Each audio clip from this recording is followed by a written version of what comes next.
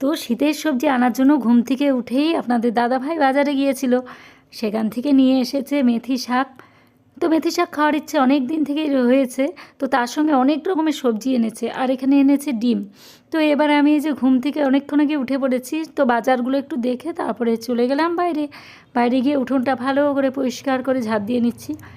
কত পাতা পড়েছে, সব পাতাগুলো এখন ঝরে ঝরে পড়ছে। এগুলো সব আমাদের ফুল গাছের পাতা।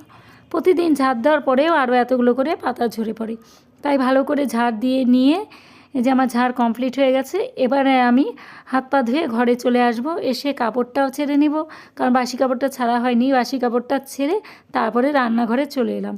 রান্নাঘরে এসে যে আমার সমস্ত কিছু কাটা কমপ্লিট হয়ে গেছে, এখন রান্নাও বসিয়ে দিয়েছি। এখানে মটরশুঁটি দিয়ে বাঁধাকপির ঘন্ট করছি, এখানে যে আমার ভেজ ডাল হয়ে গেছে। আজকে সব নিরামিষ রান্নাই করছি। আর করব মেথি শাকের ঘন্ট। মেথি শাকও কাটা হয়ে গেছে, ধুয়ে কেটে রেখেছি। আর বেগুনও কেটে নিয়েছি। বেগুনটা খুব কচি ছিল, আজকেই এনেছে। বেগুনটা ঘন্টর জন্যও কিছুটা কেটেছি, আর এগুলো ভাজা করব ডালের সঙ্গে।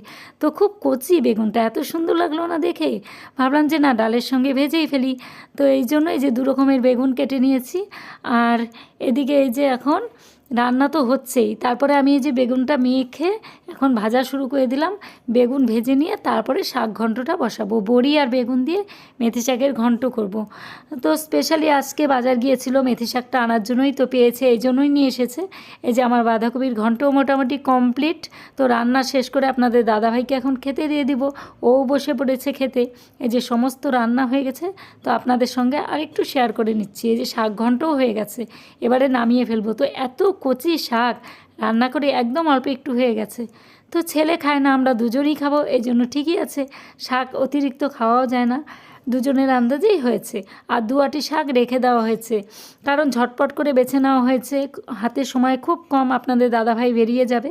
তো এই যে এখানে ভাত হয়ে গেছে, বেগুন ভাজা হয়ে গেছে, আর যেগুলো রান্না করেছি সেগুলোই শেয়ার করছি আপনাদের সঙ্গে। রান্নার পরে একটু দেখিয়ে দিলাম।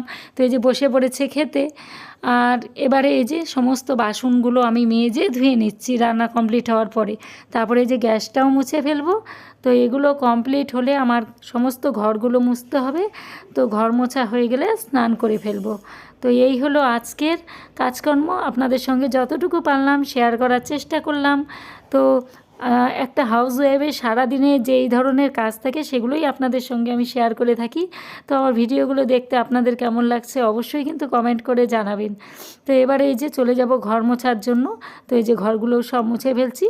তো আজকের মতো টাটা, দেখা হচ্ছে পরবর্তী ব্লগে। সবাই ভালো থাকবেন, সুস্থ থাকবেন, আর ভিডিও ভালো লাগলে অবশ্যই কমেন্ট